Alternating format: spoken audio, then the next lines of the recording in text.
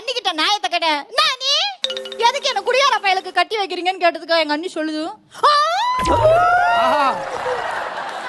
உங்க அண்ணன் மட்டும் ஒழுக்கமா சனிக்கிழமையான சாக்கடையில நாய் மொய்க்க ஈ மொய்க்க கடப்பாண்டியா அவன் 10 பேரை வச்சு நான் தூக்கிட்டு வீட்டுக்கு வரணும்.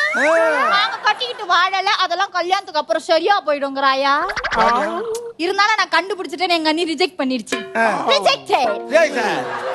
ரெண்டாவதா ஒரு மாப்பிள்ள வந்தாரு.